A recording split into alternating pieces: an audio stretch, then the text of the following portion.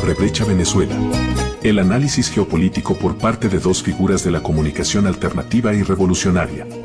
Juntos. Geraldina Colotti y Carlos Aznares. Abriendo brecha desde la revolución bolivariana hacia los pueblos del mundo.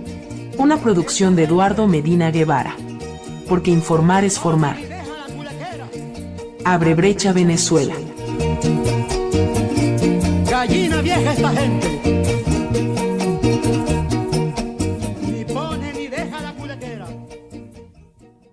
Hola, ¿qué tal?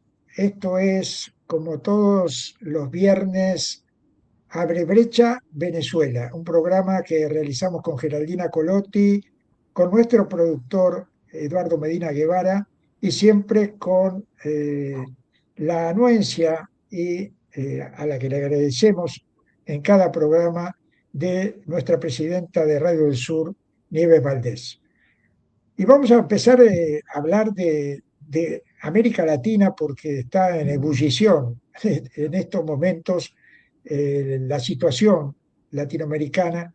Por un lado, producto del hartazgo de los pueblos, de la necesidad de los pueblos de decir hasta aquí llegamos. Ese es el caso más claro, es el caso de Bolivia, donde la insurrección popular continúa, donde el gobierno neofascista de Rodrigo Paz sigue aplicando como única salida no el diálogo, no el diálogo tramposo, porque habla de diálogo, pero es un diálogo excluyente. Por un lado habla de vamos a sentarnos en una mesa y por otro lado trata de secuestrarlo a el líder carismático de Bolivia, Evo Morales. Hemos tenido ya varias experiencias estas últimas 2 semanas, cortes de luz, apagones en la zona del Chapare. Hay ya la certeza de que están operando asesores norteamericanos e incluso tropas norteamericanas, soldados norteamericanos o por lo menos oficiales. Hay denuncias claras en ese sentido. Y por otro lado, evidentemente también la receta represiva contra el pueblo, donde han sido capturados varios secuestrados, hay que decirlo, porque de captura, solamente de captura a los delincuentes, pero el secuestro que se está produciendo de dirigentes sociales y populares en Bolivia es similar al que hemos visto en las dictaduras militares. Y además la denuncia clara de torturas. Toda esta semana hemos recibido muy contundentes demostraciones y testimonios de que muchos de los militantes secuestrados y encarcelados han sido torturados salvajemente. Eso es Bolivia. Pero otro lado, y vamos a hablar largo y tendido con nuestro invitado de hoy, en Perú acaba de ganar, si el diablo no mete la cola a último momento, Roberto Sánchez, y esto es una derrota de la candidata de Trump, que es la señora Keiko Fujimori, hija del dictador Fujimori, genocida del Perú. Esto es un buen dato.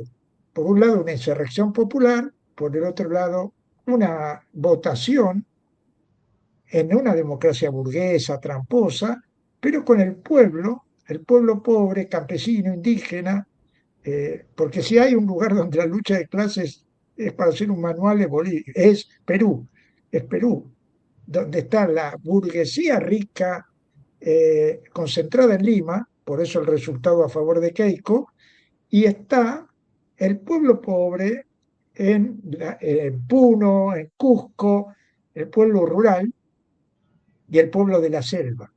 Ese es el que votó por Roberto Sánchez, indudablemente. Y dio vuelta a la elección como la dio Pedro Castillo hace unos años. Y por el otro lado está el señor Trump, que va a meter su manota en la elección colombiana, ya la está metiendo, tratando de demostrarle al pueblo colombiano que es necesario votar al narcotraficante, paramilitar, abogado de narcotraficantes y paramilitares y de lavadores de dinero, Abelardo de la Espriella.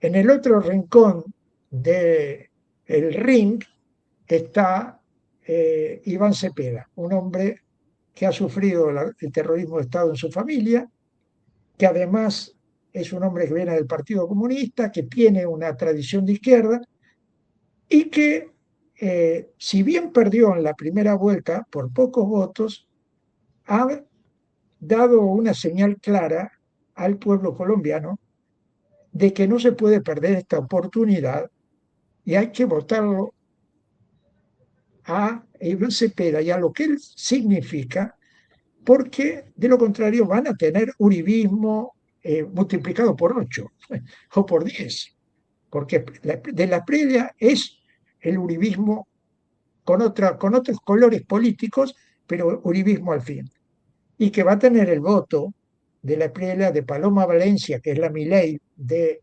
Colombia, y también, obviamente, del uribismo en su versión original.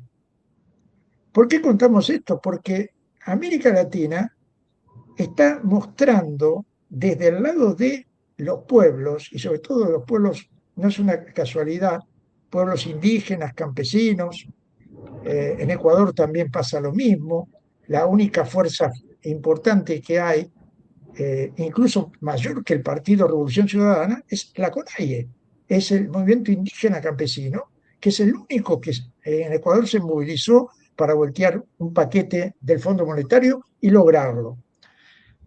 Y esto alienta frente al embate y a la necesidad que tiene Trump, que está perdiendo en Medio Oriente y está perdiendo por paliza, de apoderarse del continente latinoamericano y de sumar estos presidentes lacayos que tiene para que el escudo de las Américas se fortalezca y se genere como un bloque de poder ultraderechista que asegure que en las próximas elecciones no pase ningún progresista.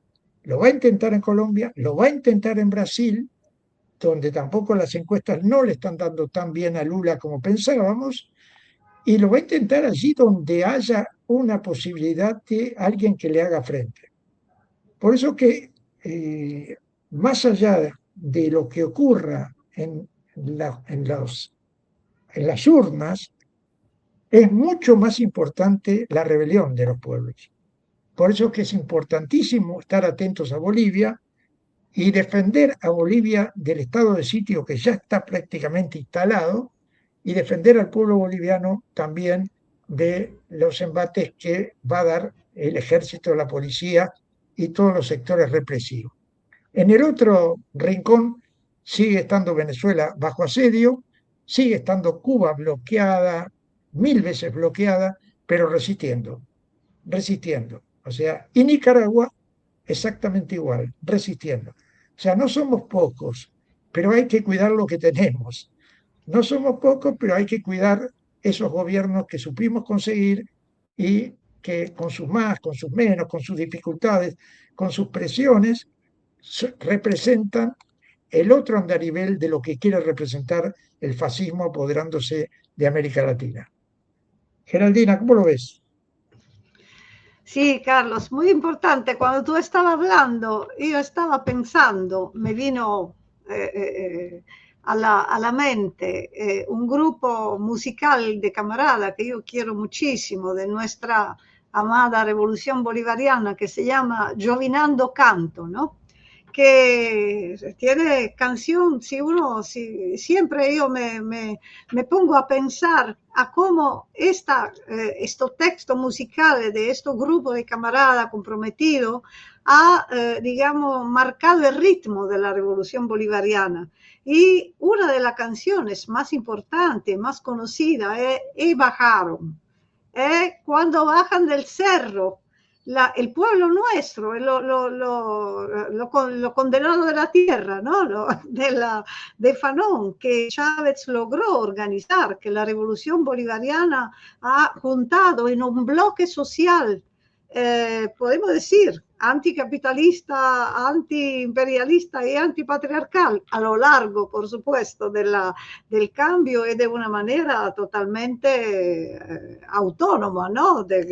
Vuestra americana, pero podemos decir nuestra americana, como digo el compañero Sánchez en una entrevista, no somos ni copia ni calco, retomando la palabra de Mariátegui, ¿no? Entonces, en ese sentido, pero este grupo de camaradas siempre nos ha entregado la fuerza de lo que tú estabas hablando, ¿no? De la organización popular, que no es solamente la marcha como se hace en Europa ahorita, porque antes era movilización popular.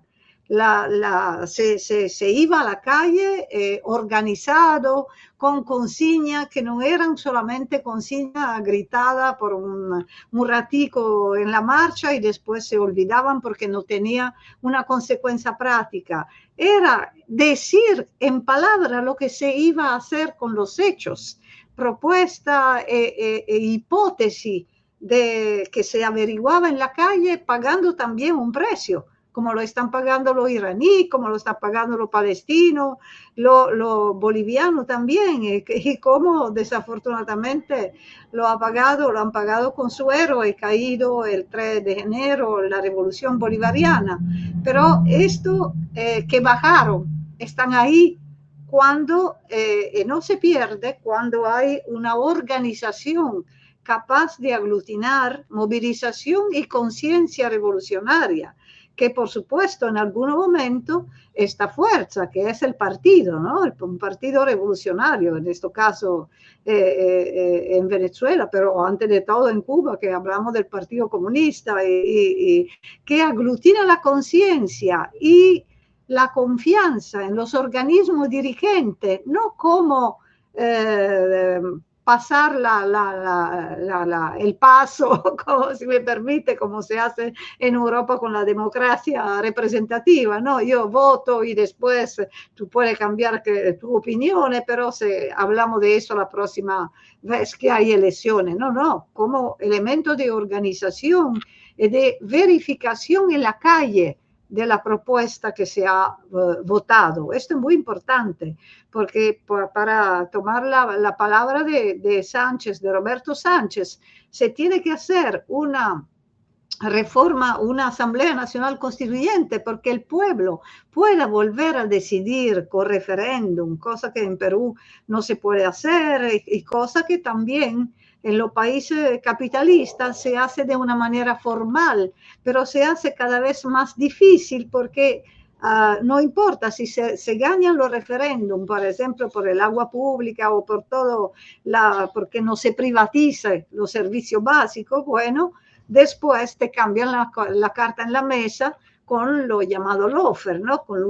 Utilizando desde adentro herramientas de la democracia burguesa para reprimir a los pueblos, para hacer que su palabra no cuente nada. Cuando hablamos de movilización popular, significa poder popular. Ahorita estamos viendo que a pesar de todas las dificultades, el momento también en la revolución bolivariana, pero también en Colombia y además en Perú, vamos a hablar de eso con nuestro invitado, la palabra es al pueblo, la palabra es a decir cuánto de esta revolución la hemos compartida, discutimos la crítica y la autocrítica, como antes de todo nos ha enseñado el comandante Chávez, pero la crítica y la autocrítica para seguir relanzando aún más el proyecto revolucionario, que es la única esperanza que tienen los pueblos, que es la única vacuna también contra los vicios que siempre pueden, digamos, darse también en la familia más organizada y más con buenas intenciones, ¿no? Esto es muy importante. ¿Qué significa movilizar? Es decir, movilizar para hacer la cosa bien, pero también para unirnos en un proyecto común que hoy más que nunca tiene que ser global, alrededor de palabra clara, alrededor de objetivos que tienen que ser concretos, y sobre todo con una claridad que lo que está del lado opuesto de la esperanza è el imperialismo, è la guerra imperialista, è la subida de esta extrema derecha nazifascista y nazi-sionista que desafortunadamente tiene mucha fuerza porque se ha beneficiado de la desorganización, de la pérdida de esperanza y de movilización de nuestros sectores populares. Tanta gente tanta de nuestra gente ha votado a la extrema derecha en Europa, como tú sabes muy bien, y también en América Latina, porque se confundieron tanto los programas de la izquierda soft, caviar, con lo de la derecha, que en final el pueblo dijo, si tengo que votar por una copia, mejor que voto por el original. Entonces esto es el alerta que los revolucionarios desde los países capitalistas lanzan en general. Aquí, para terminar la primera parte, también aprovecho para saludar a nuestros oyentes y oyentas, decirles que nos escriban y que nos entreguen sugerencias y todo. El 13 de julio, de junio ahorita, hay un encuentro internacional de los nazistas que se van a dar fecha en Italia. Entonces, ¿qué sería lo más importante? Sería que las fuerzas populares, así como hacen ellos, que se juntan a nivel europeo y latinoamericano para desestabilizar no solamente los procesos progresistas, pero también para confundir a la masa nuestra con la guerra cognitiva y con la guerra económica, sobre todo, bueno, que se juntaran también en una grande fuerza para decir que el capital siempre se sirve de la parte más oscura de la burguesía para hacer su negocio, pero que nosotros también tenemos que aclarar, liberándonos de esta parte oscura con la lucha y con la movilización permanente. Y por otro lado, pego un salto hacia África, porque es fundamental hablar del Sáhara Occidental en estos días, no solamente por la lucha que está dando el pueblo saharaui por su independencia de la monarquía marroquí, sino porque ha habido realmente un hecho doloroso, que es que ha caído en combate uno de los comandantes importantes del Frente Polisario. Todos lo son, todos son importantes, pero este tiene una característica, ese era, se llama Mohamed Abdelaziz, hijo del ex presidente saharaui Abdelaziz, y cayó en combate con dos compañeros más que estaban con él, los tres muy jóvenes, y esto habla de que estamos hablando de un conflicto que dura y dura muchos años por culpa de toda la burocracia europea y sobre todo de España y de Francia, que siempre han puesto realmente inconvenientes para que el pueblo saharaui se libere. No solamente ponen inconvenientes, sino que pactan con Marruecos permanentemente negocios y más negocios. Y el pueblo saharaui, que aspiraba a tener un referéndum para decidir si se quería ser marroquí o si se quería independizar, como Marruecos sabe que eso es imposible porque perdería el referéndum, y porque además tiene la complicidad de Europa y de Estados Unidos, porque recordemos que el interés de Marruecos no es que solamente conquistar una ciudad u otra, que ya lo ha hecho, de hecho, sino que ahí están los yacimientos de fosfatos más importantes del mundo. Y ese es como siempre, ¿verdad? El negocio, el dinero, la riqueza natural de los pueblos, que es expoliada y que el Frente Polisario y y la República Árabe Saharaui Democrática, reconocida por muchos países, no, eh, no ha dejado de recorrer todos los caminos posibles pacíficos para lograr ese referéndum. Y una vez acabadas las posibilidades de hacerlo en paz, como dicen las Naciones Unidas, todo pueblo tiene derecho a la rebelión, incluso a la rebelión armada. Y en ese sentido, el pueblo saharaui ha vuelto a la guerra hace unos años y evidentemente le ha hecho, realmente ha infligido varios daños muy importantes en cuarteles y en guarniciones marroquíes, en ese muro de la vergüenza que significó cuando Marruecos hizo la famosa Marcha Verde para instalar ese muro y tratar de conquistar más territorio saharaui. Quiero recordarlo porque muchas veces en el fragor de todo lo que pasa en otros lados, Palestina, Líbano, todos son importantes, pero el pueblo saharaui está ahí y es solidario también con las luchas de otros pueblos. Se nos fue el tiempo ya y ahora vamos a hablar y a entrevistar a un compañero del Perú que nos va a iluminar un poco sobre qué pasa con este triunfo de Roberto Sánchez. Abre brecha, Venezuela. Wilfredo Robles Rivera, abogado egresado de la prestigiosa Universidad Nacional Mayor de San Marcos, especialista en litigación penal, cuenta con una sólida trayectoria en la defensa estratégica y representación legal dentro de complejos procesos penales. Compromiso, rigor técnico y experiencia jurídica a su servicio. Bueno, queríamos preguntarte en este inicio de la entrevista, primero agradecerte sinceramente que estés con nosotros en un momento en que Perú está siendo realmente un eje fundamental de la información en América Latina hoy.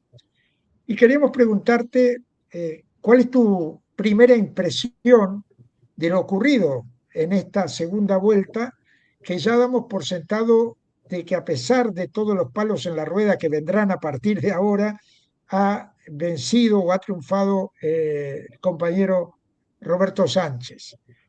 ¿Y qué impresión tienes tú también de este candidato que va por la izquierda o por el progresismo?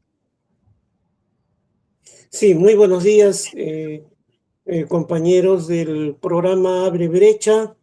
Muy agradecidos a ustedes por esta oportunidad de poder compartir unas opiniones. Mi nombre es Wilfredo Robles Rivera, soy abogado peruano y me caracterizo por mi posición antiimperialista y por asumir la defensa de personas criminalizadas y perseguidas por razón de sus ideas, por razón de su participación en protestas sociales, por sus derechos económicos, políticos y sociales de distintos sectores.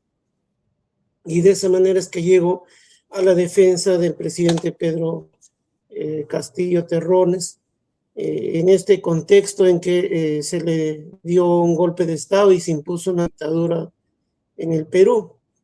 En esas circunstancias es que creo que los resultados electorales reflejan un fruto del esfuerzo de las masas populares, especialmente andinas, que son las que han hecho posible revertir lo que pensaba la derecha, pensaba consolidar la dictadura a partir de estas elecciones y poner a uno de ellos en Palacio de Gobierno y ya no gobernar a través de títeres.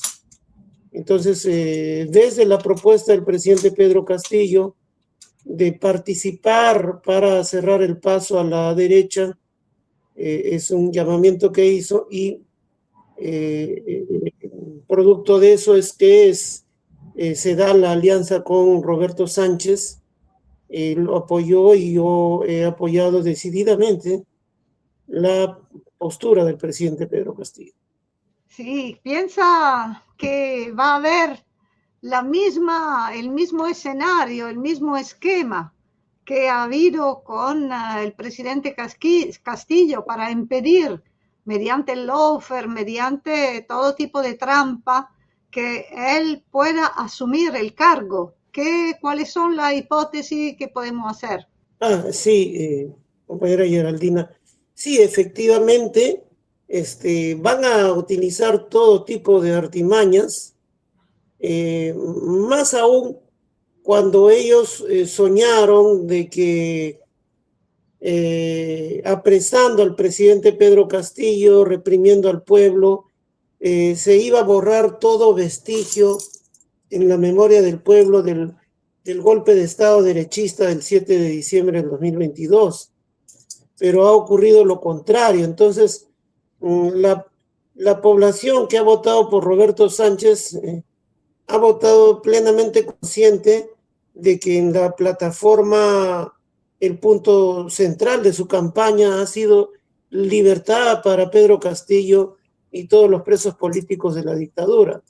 Entonces, ¿qué duda cabe? Ya incluso ha salido la empresa que se encarga del conteo rápido a decir que al inicio hubo unos errores de cálculo y que por eso en realidad la cifra era mayor para Keiko Fujimori en el conteo rápido.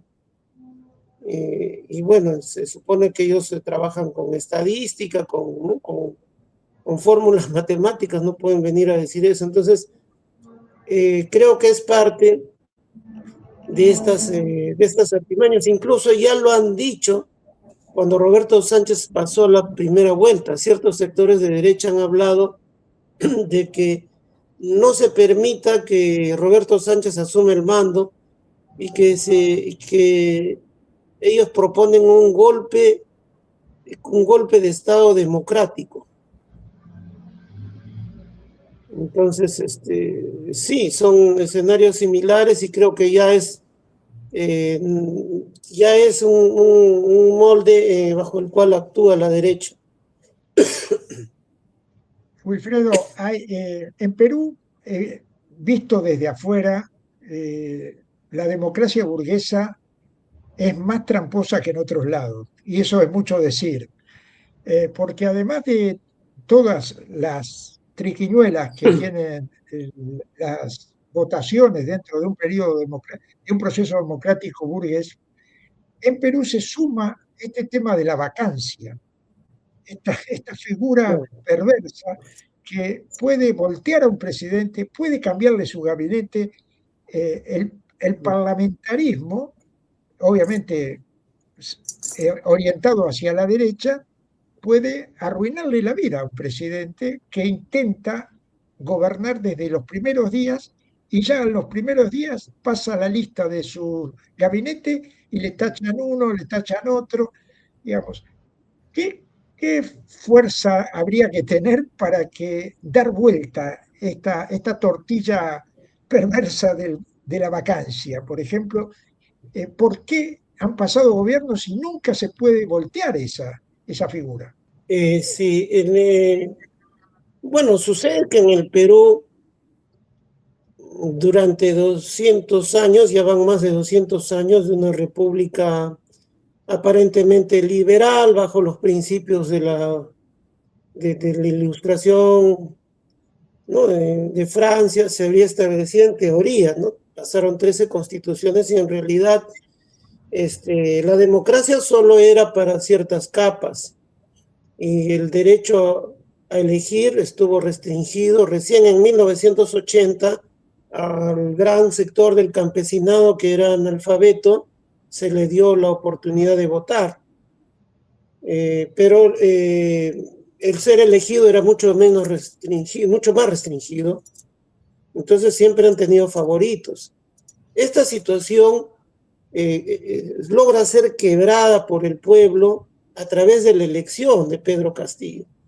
Claro, no fue parte de un programa, revolucionario, de una estrategia cuidadosa y científicamente planificada. Fue producto del hartazgo de masas contra el modelo neoliberal y conspiran intuitivamente y ponen a Pedro Castillo por identidad de clase.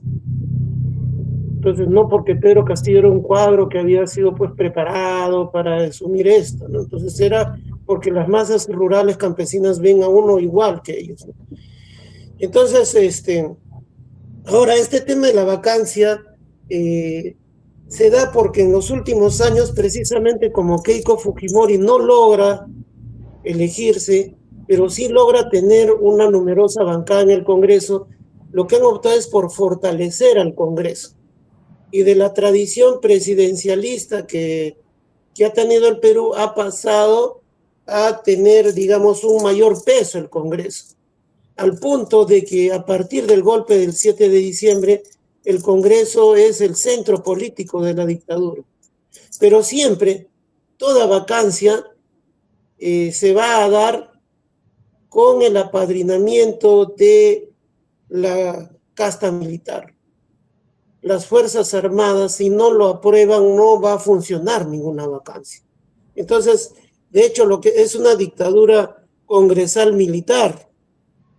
Entonces, es un binomio que maneja este régimen, y no hubiera sido posible la caída de Pedro Castillo, y no va a ser posible que hagan algo contra Roberto Sánchez y la casta militar cooptada por Estados Unidos, que son generales y almirantes muy serviles a Estados Unidos, y eso se ha visto en la última compra-venta de aviones Mirage, casas F-16 de Estados Unidos. Entonces, claro, el tema para nosotros es apuntar a una democratización y que el peso no esté en el presidencialismo ni en el Congreso, sino en la participación popular. Entonces, por eso es que se plantea la Asamblea Constituyente, que ha sido otro de los puntos de esta campaña electoral. Aunque muchos digan que no hay un momento constituyente, creo que de manera oportunista, pero sí, el voto, Roberto Sánchez lo acaba de decir nuevamente en una entrevista hace algunas horas, que su planteamiento es Asamblea Constituyente. Entonces,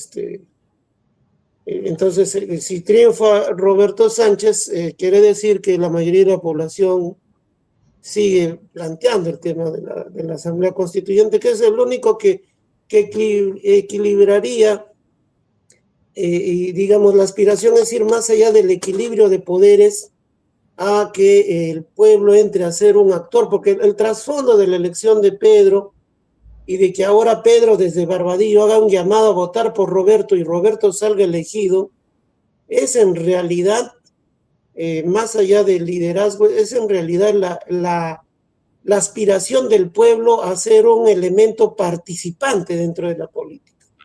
Entonces la contradicción es participación de los de abajo o no participación de los de abajo, que es lo que sostiene el bloque oligárquico derechista pro Estados Unidos.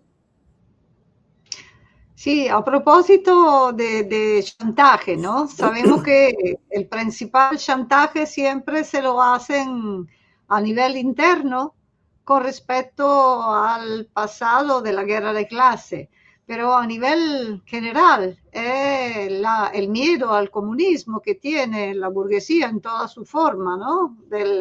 En cualquier forma se presente.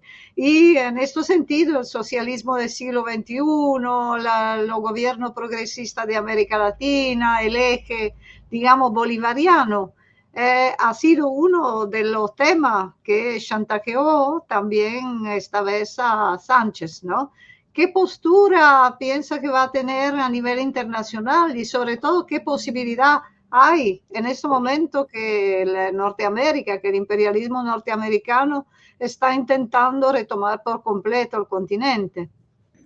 Sí,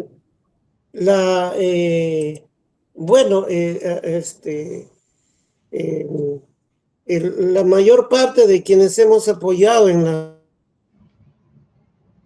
la primera vuelta a Roberto Sánchez, lo hacemos, yo personalmente lo hago, dada la decisión del compañero Pedro Castillo, porque creemos que es la postura que más sintoniza con las masas de abajo.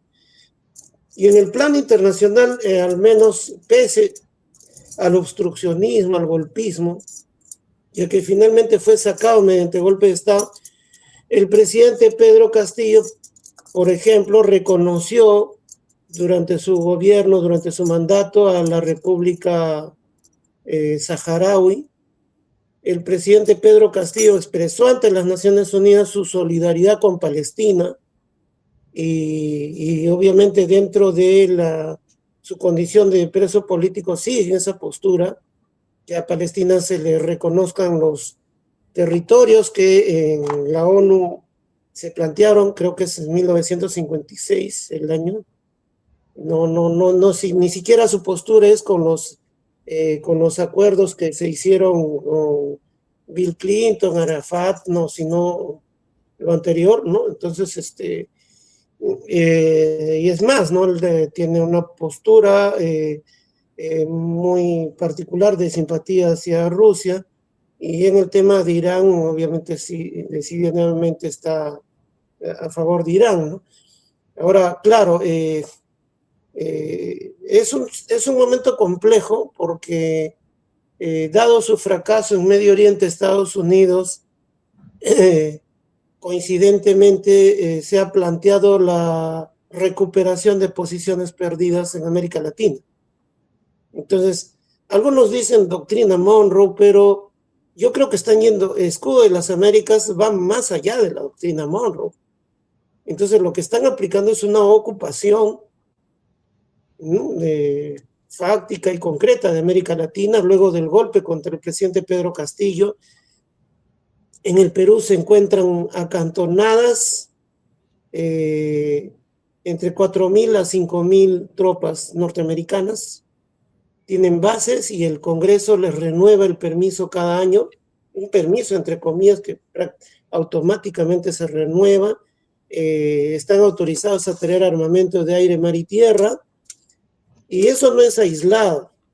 El embajador de Estados Unidos ha estado presente en el debate presidencial, bueno, luego de imponer la compra de aviones F-16.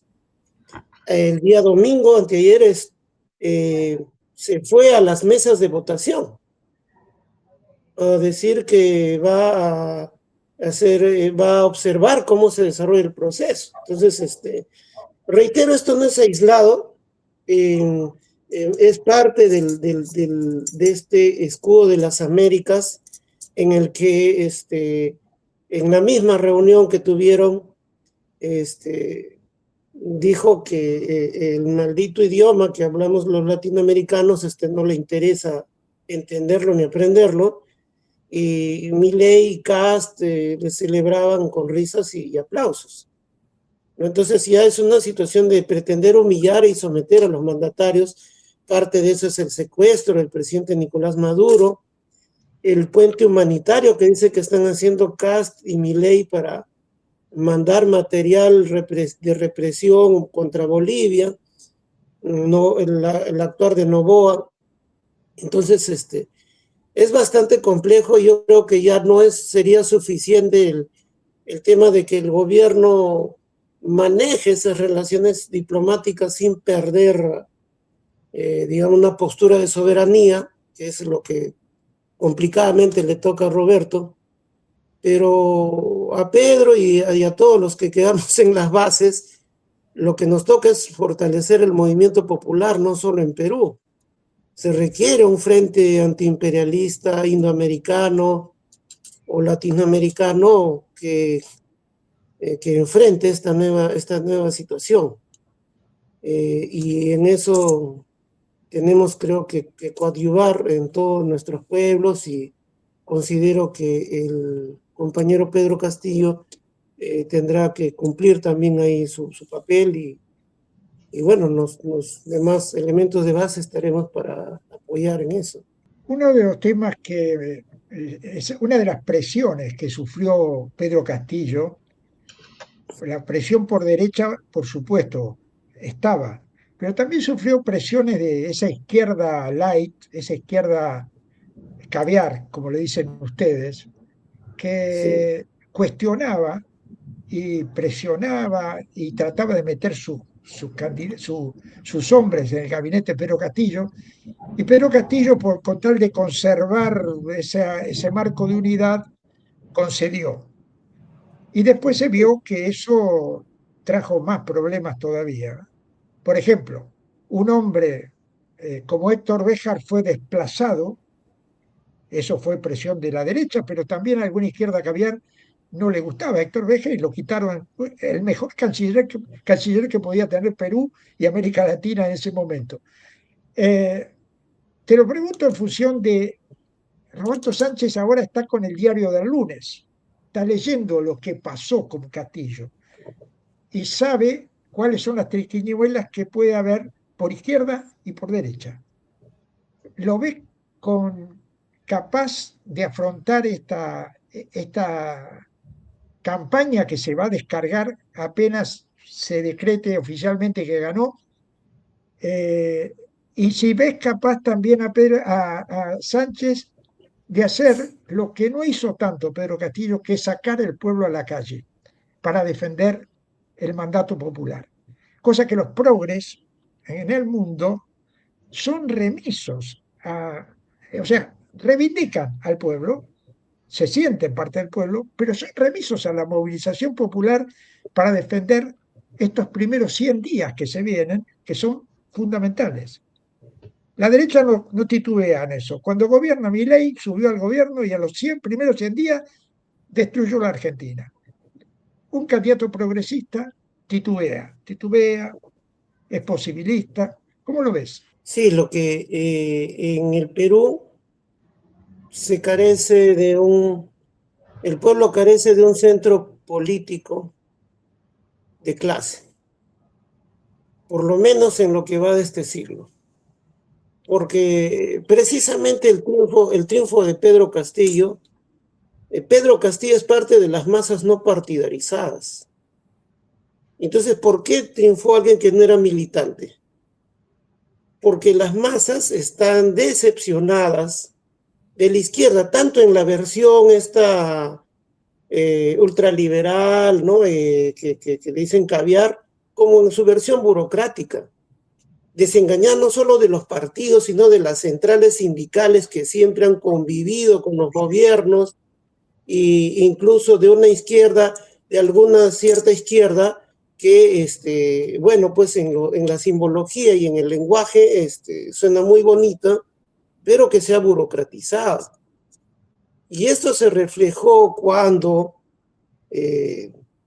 prácticamente todas las organizaciones de izquierda que supuestamente apoyaron a Pedro Castillo en la segunda vuelta, luego lo cercaron para cada uno ver cuántos ministerios cooptaba. Entonces era la lucha por los ministerios. O sea, un burocratismo realmente repugnante. Incluso yo me encontraba por el tema de la defensa de personas de las protestas sociales. Muchos de ellos me conocen porque hacemos la defensa sin hacer distinción, ¿no? Por el hecho de que es perseguido por el Estado. Y bueno, algunos me comentaban, qué injusto, me encontraba con militantes, qué injusto el compañero Pedro Castillo, a nosotros nos tocaba más ministerios, o sea, los 2 meses que había asumido Pedro. Y yo decía, pero si las bases están así, ¿cómo serán las cabezas, ¿no? O sea, Vladimir Cerrón, Verónica Mendoza, el Grupo Patria Roja, la CGTP, todos prácticamente, y luego ya cuando conversé, me dice, prácticamente estaba extorsionado, porque todos me decían que no vamos a hacer nada cuando te quieran vacar si es que no cedes. Y entonces yo le decía a esos militantes, compañeros, yo no me imagino bolcheviques o jóvenes, porque esos eran jóvenes, bolcheviques en 1918, 19, peleándose porque si les dan cargos o ministerios.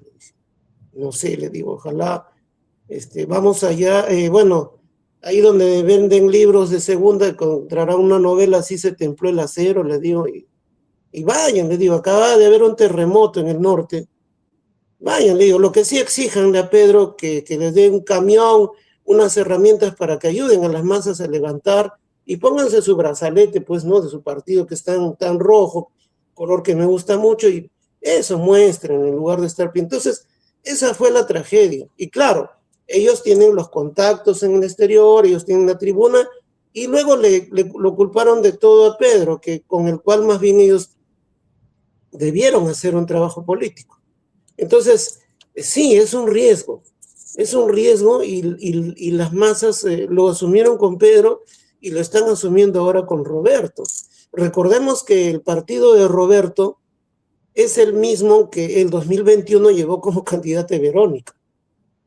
Entonces, digamos, entre Pedro y Roberto, Pedro está más hacia el lado de la izquierda popular, pero es la realidad que tenemos. Entonces, el problema, por eso decía, no solo es el problema de tener un gobierno, sino de que se construya un centro político o una organización política popular, se avance hacia eso. Es una renovación, porque, o sea, digamos, a nivel de la población las masas quieren, pero no están los partidos, no hay digamos, una situación en que se pueda concretar un cambio, ¿no? Entonces ahora, por ese sector de masas que todavía se siente representada por Pedro y que si no ha elegido a Pedro porque está en la cárcel, es creo con la que cualquiera que apunte hacia el socialismo debería trabajar.